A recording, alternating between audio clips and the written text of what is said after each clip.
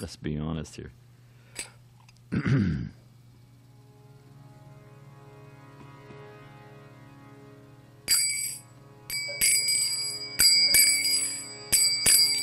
Jai Radha Madhava Kunja Bihari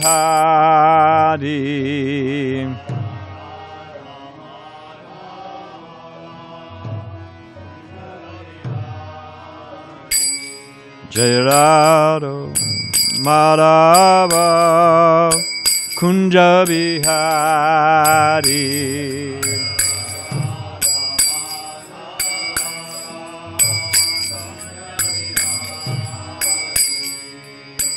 Gopijana Vallabha Girivanadari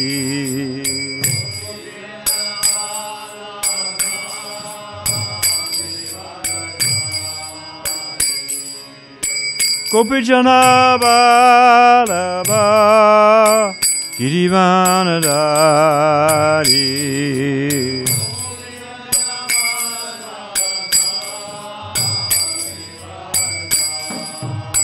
Jasodanandana Vrajajana Ranjana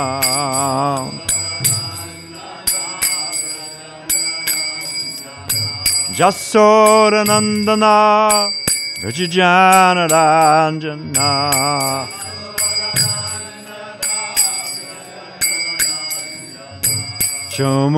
Chomunitira Vanatari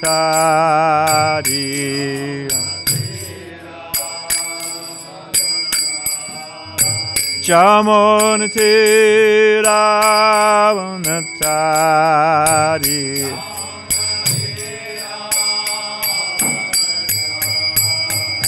Jai Radha Madhava Kunja Bihari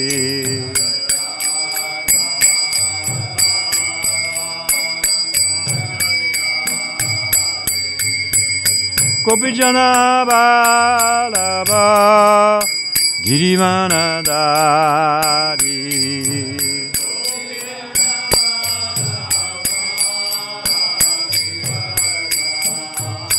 Jasodanandanam Vrajajana Ranjana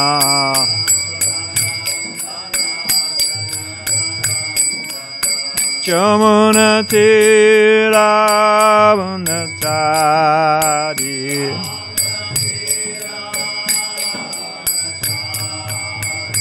Jaya Radha Madhava Kunja Bihari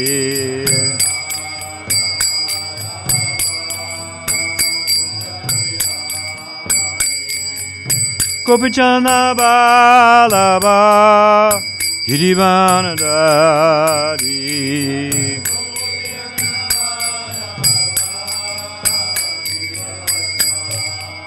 Jasodanandana Vrajajana Ranjana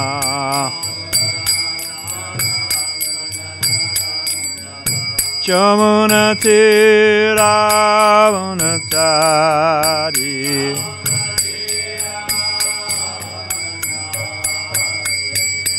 Hare Krishna, Hare Krishna, Krishna Krishna, Hare Hare, Hare Rama, Hare Rama, Rama Rama, Hare Hare. Oh, Hare Krishna, Krishna Krishna, Hare Hare.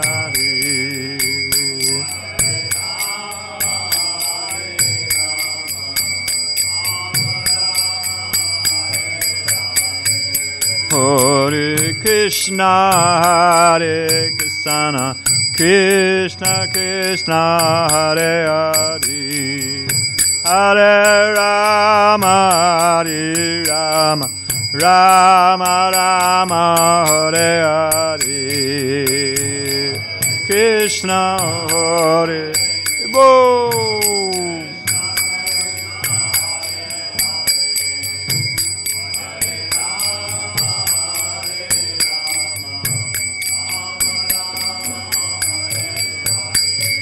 Hare Krishna, Hare Krishna, Krishna Krishna, Hare Hare, Hare Rama, Hare Rama, Rama Rama, Hare Hare, Hare Krishna, Hare Bol.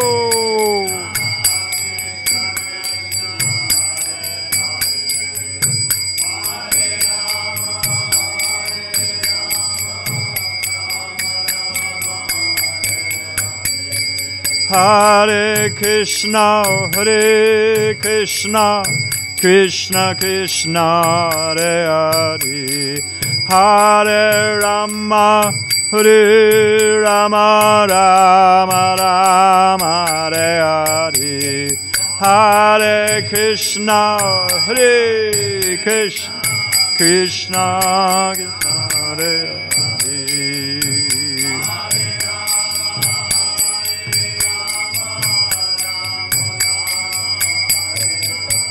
Jai Radha Madhava Kunja Bihari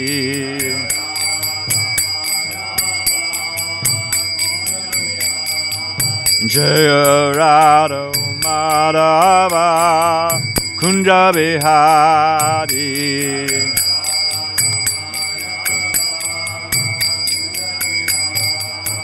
Jai Radha Madhava Kunja Bihari Radha Madhava Kunja Bihari. Jai Om Vishnupad Paramahansa Pari Vijayacharya Sthitadashish Minister Divine Grace Abhaicharan Bhakti Vedanta Swami Maharaj Srila Prabhupada Ki ISKCON BBT Founder Acharya Guru Srila Prabhupada Ki Ananta Kota Vaishnava Vrinda Ki Namacharya Srila Haridas Thakur Ki Prem Shri Gaho Shri Krishna Chaitanya Prabhu Nityananda Shri Dvaita Gadadhar Shiva Sari Go Bhakta Vrinda Ki Shri Shri Radha Krishna Go Gopinath Shama Kunda Radha Kunda Giri Govardhan Ki Vrindavan Dham Ki Mathura Dham Ki Dwarka Dham Ki Navadip Dham Ki Jagannath Puri Dham Ki Jamuna Maya Ki. All glories of the assembled devotees. All glories of the assembled devotees. All glories of the assembled devotees. All glories of divine lotus feet to Sri Sri Guru and Gauranga. So we are on. I may need the book because my eyesight's acting up. Thanks a lot. We're on the 5th canto, chapter 10, text 19. Yeah? Okay. Om Namo Bhagavate Vasudevaya. Om Namo Bhagavate Vasudevaya. Thank you, Prabhu. Om Namo Bhagavate Vasudevaya.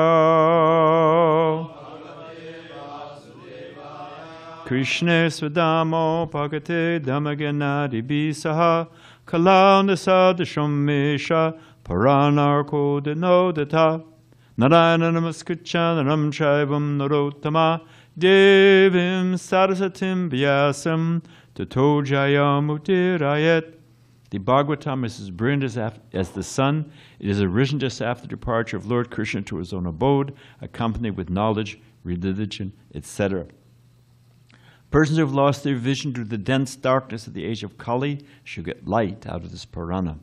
Before beginning our study of the Srimad Bhagavatam, which is our very means of conquest, we should first offer respects to the personality of God in Narayan, the Narayan Rishi, the supremmost human being, and the goddess of living Mother Saraswati. So, let's see here.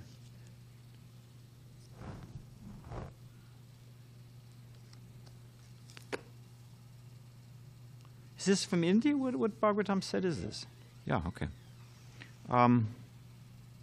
Aham cha yogeshwaram atma tattva vidam muninam paramam gurum vai prashtum parita kim iharanam tat sakshad darim gyanam kalavatirnam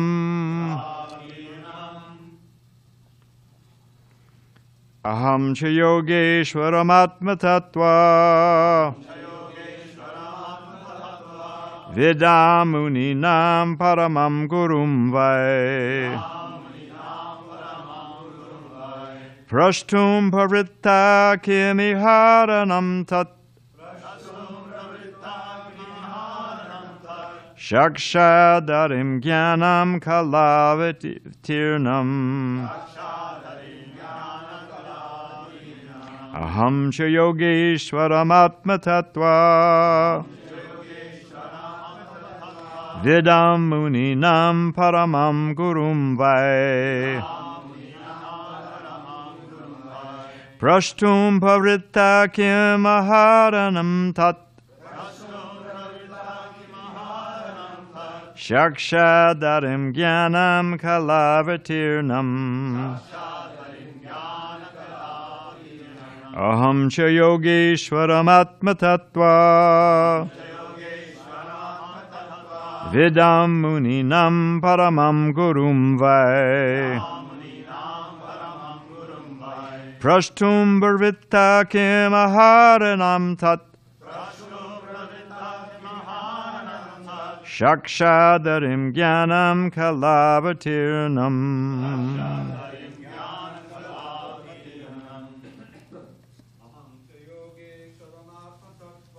Aham cha yogeshwaram atma tattva Vidamuninam paramam gurum vai Prashtum pravita kimiharanam tat Sakshadarim jnanam kalavatirnam Aham cha yogeshwaram atma tattva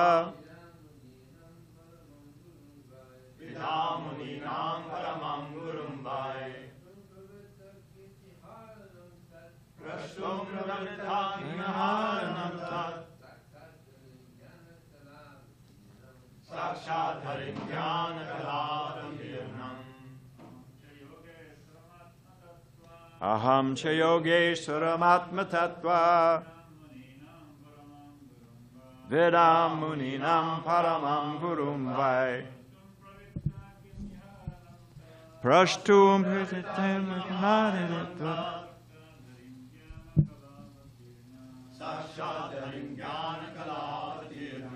Aham I Cha and Yogeshwaram the master of all mystic power Atma Tattva Vidam of the scholars who are aware of the spiritual science. Muninam of such saintly persons. Param the best. Gurum the preceptor. Vai indeed. Prashtum to inquire. Pavrita engaged, Kim, what? Iha, in this world, Adanam, the most secure shelter. Tat, that which, Shakshad, Harim, directly the Supreme Personality of Godhead.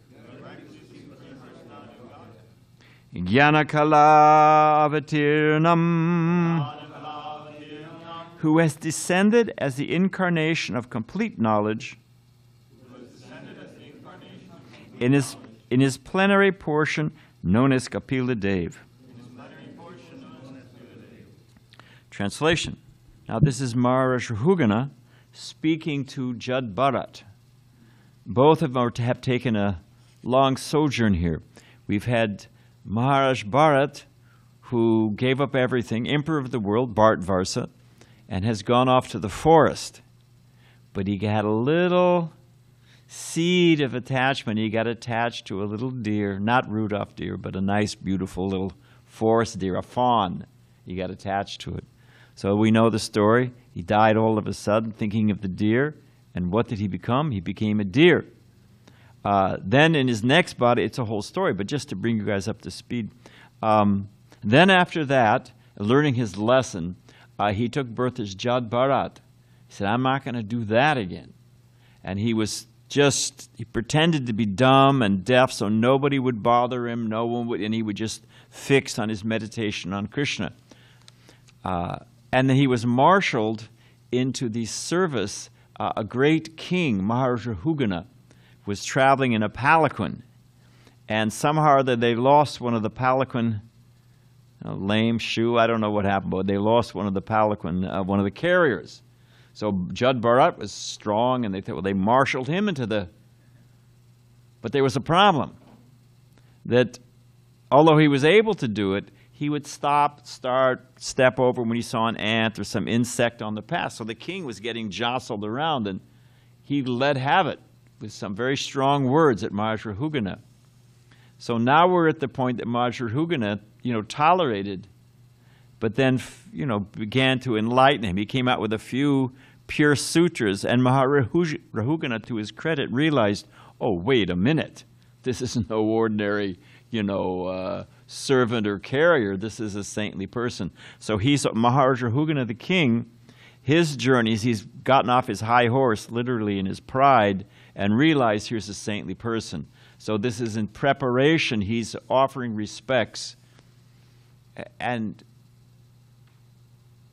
well, I guess I'll just say it now, and then we'll read the purport. But just as part of that context, who should we hear from? Everybody's hearing from somebody. New York Times. Well, I think, who are you? Who cares what you think? You can't find your way out of a phone booth with a Boy Scout and a compass. Can't see what's on the other side of this wall. Well, I think, So everybody's got opinions. But here, Maharaja Hugana is giving the standard. If you really want shelter, then here's who you should hear from. All right. So, translation. I consider your good, this is Maharaja Hugana speaking to Jad Bharat. I consider your good self the most exalted master of mystic power. Could he make, who is our friend who always makes a little Ashtavad, he makes a little, yeah, I didn't want to say his name, but you're right. Sai Baba, or you've got ones who make, Sai Baba, anyway, Hare Krishna. Or they make some little gold and everyone's, oh, must be Bhagawan, They float some glass of water. Oh. They don't ask who's floating the billions, literally with a B, billions of tons of water are floating in the sky and being transported and delivered wherever they're needed. Who's the mystic yogi who's floating all of that, my friend? Well, that they don't ask about. But this other one, he must be Bhagawan. So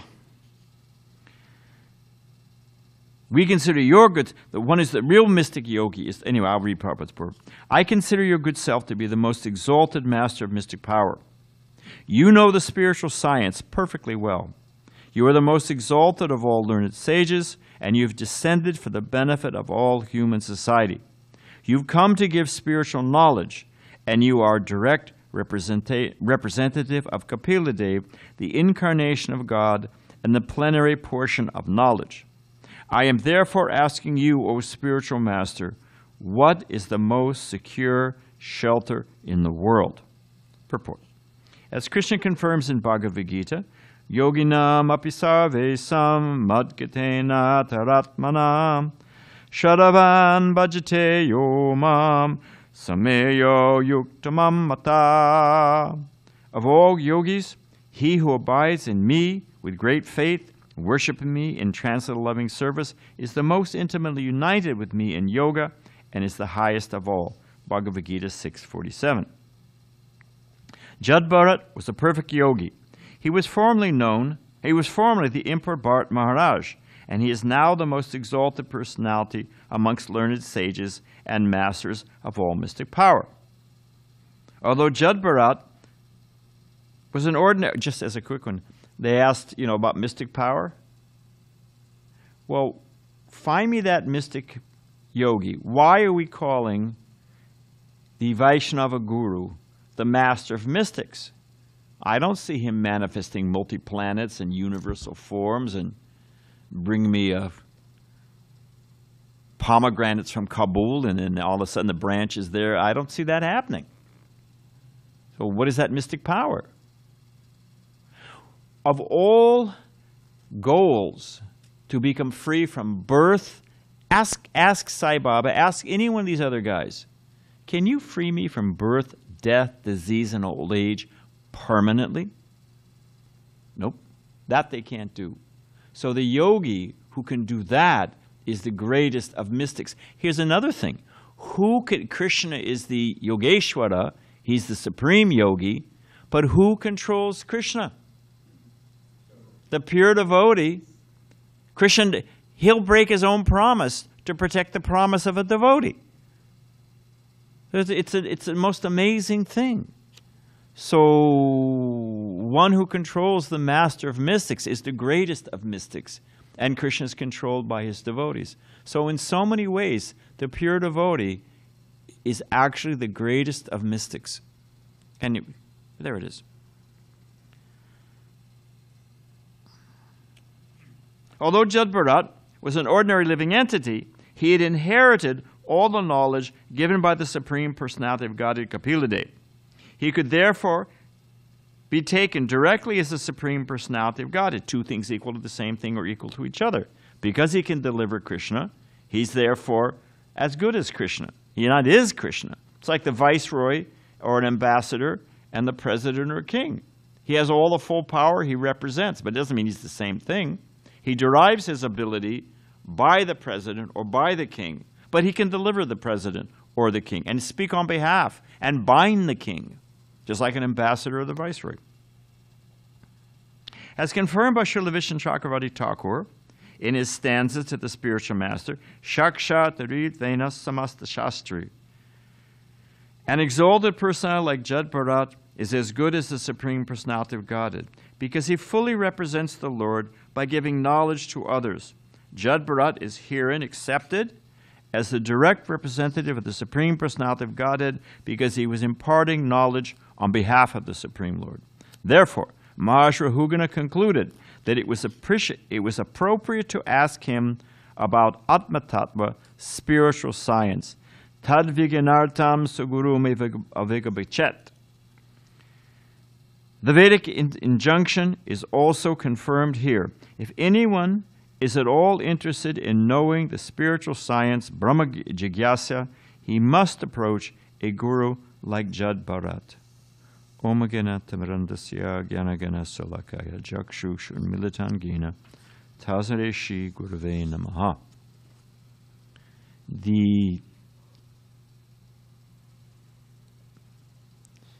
Especially in Kali Yuga, everyone is intoxicated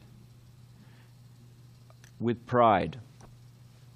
And even though Prabhupada says they're being kicked like a football, and he means a soccer football, even though everyone's being kicked by the miseries caused by Adibhotik, Adidaivik, Adiyatmak, miseries caused by other living entities, miseries caused by the mind and body, miseries caused by material nature, everyone's completely controlled. People can drop dead in a minute, little cough, find out they've got terminal cancer. I mean, it's a very dangerous world. And in spite of that, people are arrogant and proud and puffed up, and I'm a self-made man. And Prabhupada points out that, well, let's say it this way. Vaisheshika Prabhu told me one time, he was standing next to a friend of his, very nice devotee, Prabhupada disciple. He spends most of his time in Japan. Satya, I think is his name. Huh? Satyadev. Yeah, there we go. And someone came up to the book table and said, what does Hare Krishna mantra mean? And there's many ways you can answer that. He answered, he says, it's a prayer. It says, it means I need help. And that admission, just like here, he's asking, what is the ultimate shelter? Of all the different questions you can, Prabhupada used to get asked so many questions. Newspaper reporters, why do you shave your head? Why have you come from India? Prabhupada said to teach what you've forgotten. Prabhupada was not one to bend. So, but the fact of the matter is, everyone is looking for shelter. Prabhupada points out, if they don't have a wife or a husband or whatever, they get a dog or a cat. And I will mention the name. There was, because these yogis, they come, like Prabhupada says, like shooting stars or, whatever. And the only reason we say this is simply because we don't like seeing people getting cheated. People need, and they're looking for the real thing. And to see them diverted, Prabhupada said, if you see a blind man walking off the curb into traffic, do you say, it's not my problem, I don't know him? Is that a nice response? They go, oh, geez, good Samaritan, you help them. So I was just thinking, what was I going to say? Because I'm thinking about 4 or 5 things.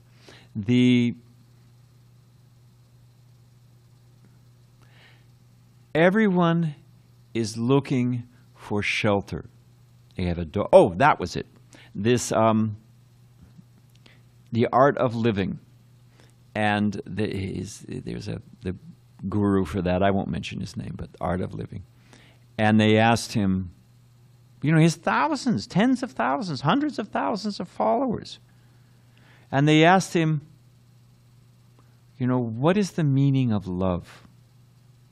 I swear, I couldn't make this up if I wanted to. He said, the answer is, when, you've had a rough day at the office or at work or whatever it is, and you come home and you open your door and your little puppy is there to greet you. And that look in the little puppy's eye, that is love. Well, okay. Probably the little dog's thinking, at last, I get to eat something. Glad to see you. Open the door. I got to do my business, So we really don't know what the dog is thinking. But the point is that it's a fact. We are dependent. When Prabhupada came to America, he was here, was it the bicentennial? I forget, was that 1976? That was the 200th anniversary. The Lota in the bathroom in India is 200 years old. That's a deep culture. But anyway, 200 years old, America. And they were all celebrating the Declaration of Independence. And Prabhupada gave a fantastic talk in Washington, D.C. on the 4th of July, which is American Independence Day. And it was called the Declaration of Dependence. That's Prabhupada said that should be the title given. But it's not, if I admit that I'm dependent on air, is that a sign of being weak-willed and low self-esteem and not being able to stand up for myself? If I were to declare to you, Mogalila, I from this day forth am no longer dependent on air, what would you think? Good luck, Swami. Huh? You would definitely check with Dravid and Vijay. I think he's finally gone over the edge, He's been tottering for a while, and it's finally happened, To admit a legitimate dependency. What to speak of to admit a dependency that makes us healthy? Is there something wrong in that? Rather, it's a type of neurosis or a psychotic, break with reality. So the fact of the matter is we are dependent at every moment. I was sitting in the room. Prabhupada said, you think you're sitting on the floor? I am sitting in the hand of Krishna. Krishna is the light of the sun and the moon. He's the pure taste in water. He's the original fragrance of the earth. He's the ability in all persons. We can't even, if I want to scratch my nose, Can I actually do that myself? I mean, your field is the heart, but I was talking to another guy, isn't it? Kind of. Yeah, kind of. You're a master of many trades. But, you know, how does the brain, how is it from the thought, I want to accomplish task A, scratch my nose, for all of that to actually happen? They don't really know exactly how it happens. They have some, you know, they skim along the surface. But the whole phenomenon is just, it's an amazingly complicated process. And what it really rests on is Krishna in the heart, as the supersoul, understands the desire of the living entity and fulfills the desire of the living entity. Krishna's mercy. So we can't even scratch our nose without the mercy of God.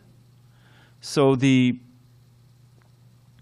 first thing is the admission that who should we hear from? First off, I got a lot of questions. If you got a bird, Prabhupada says they're asking, the bird wakes up in the morning saying, where is a worm, where is a worm, where is worm? And the man wakes up and looks at Wall Street Journal, where is money, where is money, where is money, or whatever it is. Everybody's got questions and answers. Where's fame, where's fortune, where's him? But the devotees yesterday went to distribute books at Disneyland, the home of the fictitious rodent, Mickey Mouse. Mickey Mouse, do you know that Mickey Mouse, as long as they went there, is the most that image around the world, we're talking China, Middle East, I don't know about the penguins in Antarctica, but everybody else, the most famous figure, more than God, you know what it is? It's Mickey Mouse. Number 3 is Muhammad Ali. I don't know who the second one is, but a fictitious rodent. Anyway, the devotees are there, and people argue it's not Kali Yuga. The devotees went to Disneyland. We were talking about it, just whatever. And Fantasyland. What is their tagline? Where everyone's happy? What is that? The happiest place on earth. Isn't that it? The happiest place. I've been to Disneyland. I've seen people barfing in their shoes and people fighting with their wife, and kids are, I want, give me. I don't find the workers aren't happy, I'll tell you that. You know, there's a whole warren of tunnels underneath because you all have to show up in costume, whatever your costume. You can't just, you know, they can't see you putting on the Mickey Mouse head. It breaks the magic, you know. But the people, I mean, they were striking, you know, for bad pay, and it's not the happiest place on the world. And what they got? Fantasyland?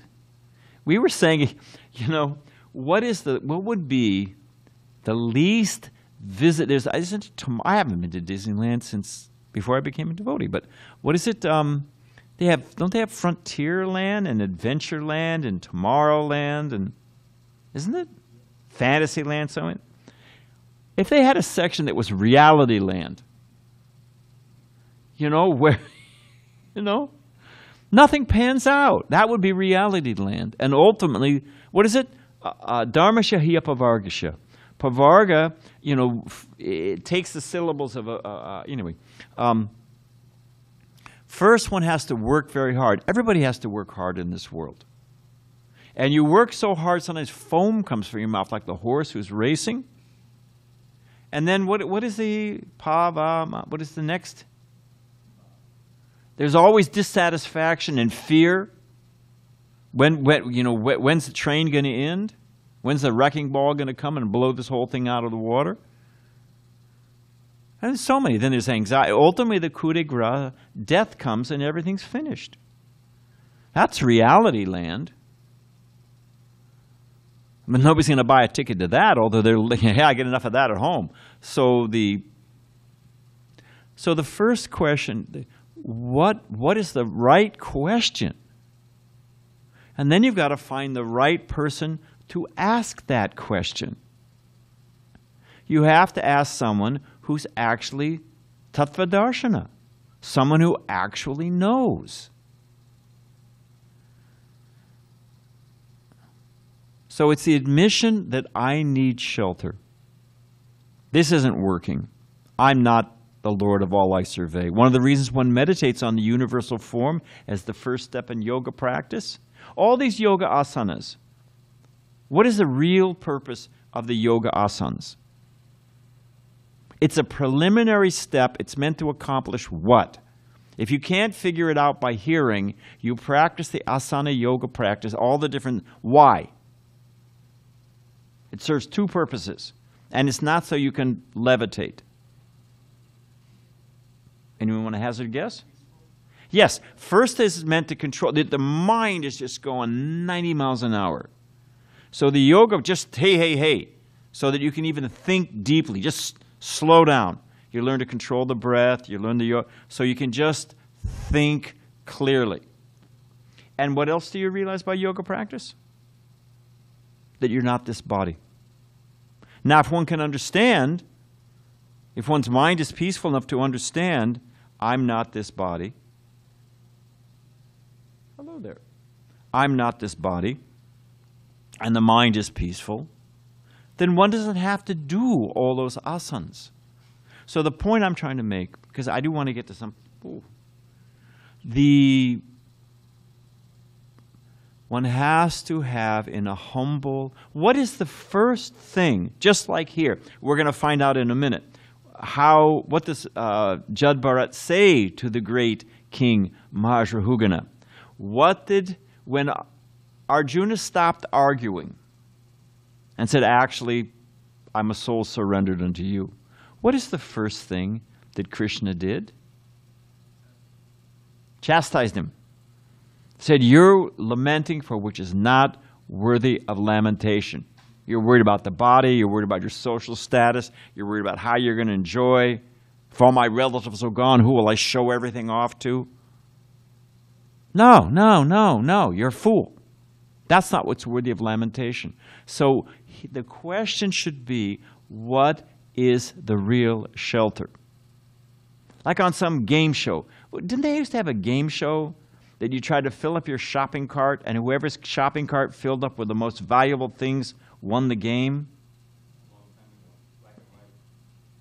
I forget the name of the show. It was like a big show. And the way to win was not quantity. People racing around with their carts, smashing into each other, pulling cereal boxes off the shelf. No, no, that's not how you win. In case you're ever on such a show, next life or a past life. You go to where things are the most expensive. You go to the liquor department, and you fill your cart up with vintage liquors and wines. You get the most valuable thing. That's it, because whoever's cart is worth the most is who, thank you very much, Amoga, is who wins. That's who wins. So the point is, ashraya. We have this human form of life. We don't have a whole lot of time. Ask me. I don't want to pick anybody out of the crowd, but ask Dravida, ask Vijay. Did this life creep by and you just had, it was a vast oasis of time? How fast did this life go by? It's a blur. And the older you get, the faster time goes. It may be a relative thing. If you live, if you're 2 years old, 1 year's half your life, so it seems like you're 78, what's a year, But also psychologically, the older you get, the faster time goes. You ask, what do they call it now? What is the? It's a euphemism. Instead of calling it a seizure world or geisha world, they call it leisure world. Or what is the old folks' home, retirement home? What do they call it now? There's a name. There's a great euphemism. I've forgotten what it's like a. Can't forget everything. There's a name for it. But anyway, you go to one of those places stocked full of old people waiting for the coup de grace to come. And you ask him, how fast did your life go by? Zing! I've done it many times. I haven't, but when I meet old people, I was becoming a devote. I'm now one I can speak from authority. It flies by. So if we accept that we need shelter, and if we accept that I don't have a whole lot of time to mess around, this is my shopping cart, let me grab the most valuable thing off the shelf now. What is the ultimate shelter? So I was thinking, because I don't want to I want to fast forward here to what I was thinking about something the other day.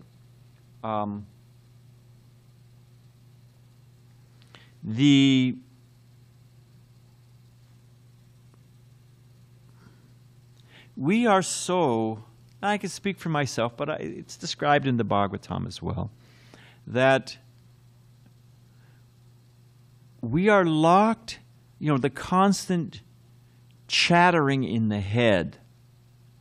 How do we feel? How do we want? How are other people treating me? I, me, my, that's all rattling. We're always taking a constant inventory. Are people treating me properly? Am I happy? How do my senses feel? What do I want in the future? How am I going to get it? It's all around our little world. Everything is just like a merry-go-round going in our head, around and around and around about our personal condition. And it's very frustrating. It's like having a monkey on your back or whatever it is. You're having a crazy person nattering in your head all the time. All the time. It says hankering and lamenting. I'm dreaming about all the I used to have, and it was so much fun, and if only I did, whatever it is, Even devotees. Well, I remember when I was here at that temple, or when I was young, or I'm looking in the future. Well, when I can. Prabhupada describes marriage, said this sannyasi. Here it comes. Marriage is like a fort, like a fortress. It's Prabhupada's joke. I heard him tell it. You know why a marriage is like a fort? Half the people want to get in, and half the people want to get out. So they're hankering and lamenting. People, if only I was married, I'd be happy. And if you're married, think, oh, geez, when I can take sannyas, I'll be so happy when I can get out of this thing. Of course, they don't think sannyas, they think, let me have another. But my point is that it's everybody. Looking for the past, looking for the future, calculating, I'd be happier here, I'd be happier if I was warmer, if I was colder, if I was sitting this way, if I was sitting that way. Geez, when is this guy going to stop talking? I can eat. Oh, I ate too much, I get indigestion. It's just constant. Now, what about an alternative state, not chemically induced? Because you go up and you come down, and you got a whole lot of things that stay with you, residuals. Srila Prabhupada and the pure devotees, the Goswamis who described in the song by Srinivas Thakur, that they're simply thinking of the welfare of others. There is an alternative state. The last thing Prabhupada was doing was thinking about himself. He was simply thinking about Krishna and the devotees and how to serve Krishna better, and how to deliver Krishna consciousness, or Chaitanya Mahaprabhu's Leela. Jayananda, they said Jayananda. Of course, he was joking because he was a serious person. But they asked Jayananda, certified by Prabhupada as the first American saint. So Jayananda was asked one time, Karandra told me this, Jayananda, how do you make spiritual advancement? He looked both ways and said, to tell you the truth, I'm too busy serving.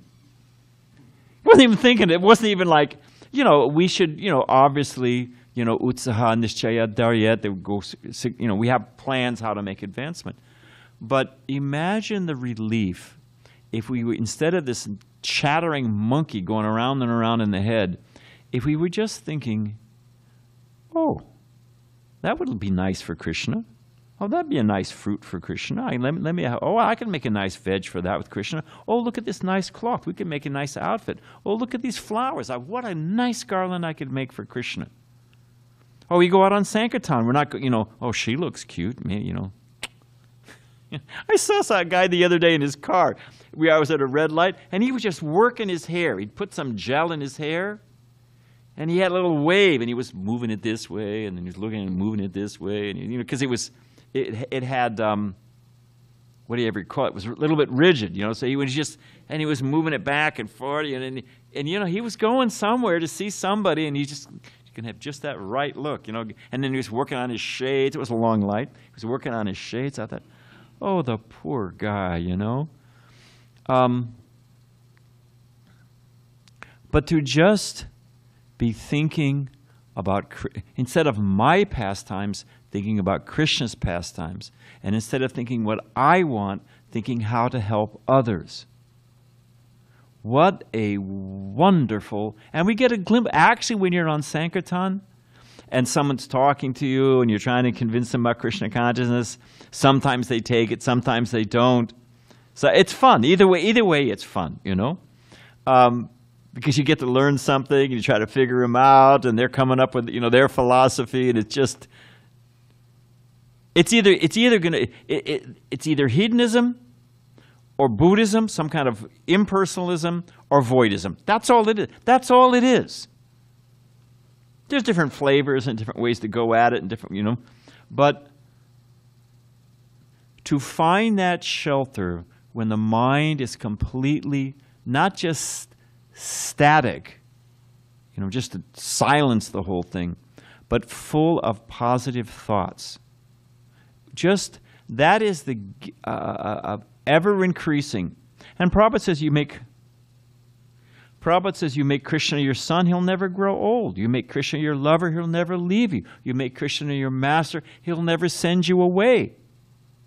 Even you see, as I said the other day, they took that one brahmachari to a wedding trying to, you know, get him to snap out of this, you know, all this asking who and why and what, and you just get with the program, buddy. Get on the conveyor belt, you know. So they took him to a wedding, and the beautiful bride is there. My daughter confided in me with some of her friends. It was some time ago, and now they're all in their 40s, and they said, to tell you the truth, we worked out, we starved it to just squeeze into that wedding dress. So they had that one moment, that picture. Soon as they hooked the guy, you know, and the men are exploiting the women are exploiting the men. Don't go gender on me. I'm not picking on one side or the other. But the fact of the matter is, it was a flash in the pan and gone. Just gone. So this young boy, Krishna Bhakta, parents trying to get him to snap out of all this morbidity, thinking about death and what's the next life, and, you know, snap out of it, get with the program, drink the Kool-Aid. You'll feel much better afterwards. So they take him to the wedding, and the beautiful groom is there, and the men are working out, you know. They got a custom tuxedo if they really want to invest the money. They really worked on it, right? He spent, thousands of dollars, tens of thousands, hundreds of thousands of dollars for that so-called golden moment. So there it is. Let's suppose it's firing on all cylinders. Let's suppose they've actually got it. Let's suppose, of course, Romeo and Juliet, I was going to say, but that didn't turn out so well. But suppose suppose it is that ideal couple. So the priest says, I now pronounce you husband and wife, whatever they say, until death do you part. And the boy turned to his father and said, just see, at death they have to part. The father dropped the boy off, brought him back. You heard the tires screech, literally threw him out of the car, practically speaking, cursed me. He said, you've ruined him. But the point is that everyone is looking for that permanent shelter. And not only, Chaitanya Mahaprabhu points out, not only is it a permanent shelter, but what is that ocean? Okay, it's an ocean of bliss, fine. But what is the characteristic of that ocean? This ocean has a tidal basin. You know, what do they call the tide? It has a point where it ends. It stays within its parameters. But what is the nature of Lord Chaitanya's ocean? It is ever increasing. That's bhakti. So we should remember, we'll end here.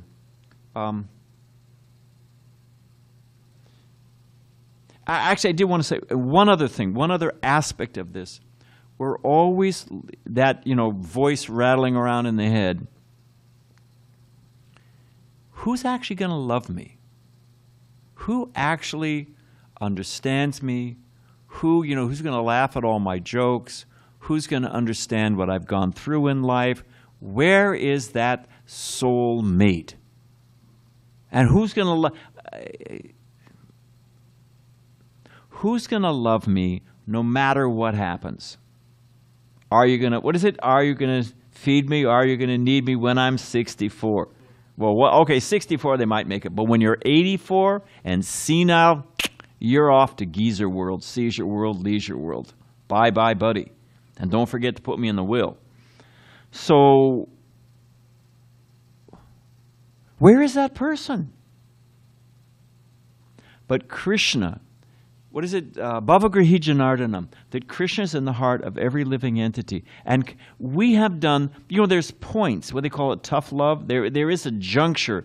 You have a child who becomes a drug addict and steals your big screen TV and your gold fillings, and finally you change the locks. There comes a point you change the locks and move. I can't have you ruining my life anymore. I mean, it's tragic. But Krishna has been with us when we were eating cows, when we were a tiger and a serpent and a worm and stool, not to go scatological, but I'm trying to make it graphic. Krishna has been in our heart, Suridam Sarvabhutanam, all along the way. We've had so many lovers and friends, and they all bailed on us. Or we bailed on them. Or time came along and said, hey, sorry, buddy, move on. It's all over. Wave goodbye. But Krishna has stayed in the heart of every living entity, each of us, through all, simply waiting.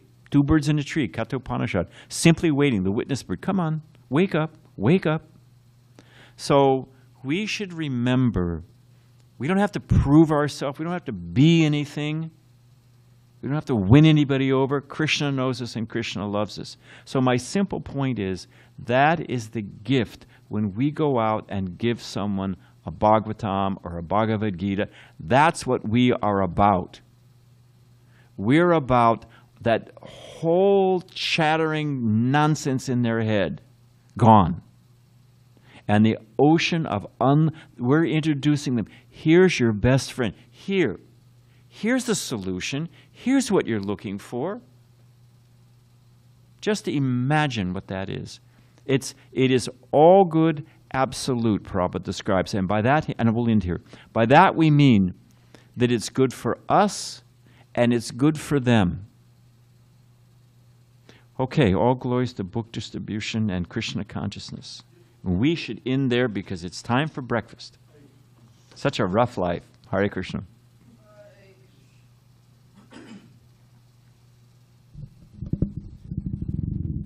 How long are you here for? Just a week. Just a week? I came for the holidays to my family. That's Now we have breakfast now. You're welcome to stay. We have a nice Krishna Prasad. Yeah, that's part of the invitation. Yeah, that was. I'm no chimp. I know what the real motivator is. Here you go.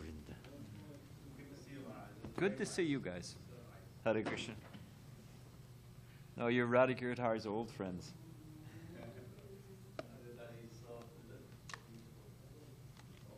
One of the names of Krishna is Vanamali.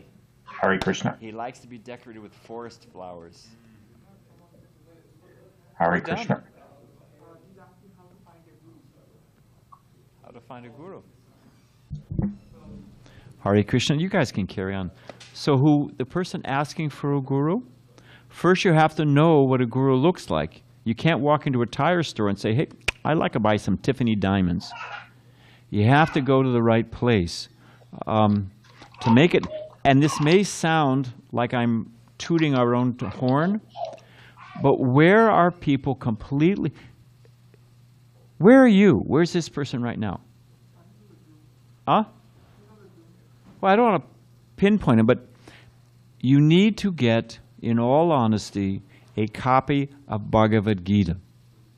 And you need to get a copy of Bhagavad Gita written by a self-realized soul. You know there's a copy of Bhagavad Gita that's how to improve your golfing?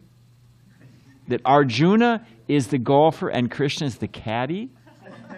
No, there's all kinds of Gitas. There's the Penguin Gita. You could, by Penguin Press, there's Sri Isherwood's. What are they talking about?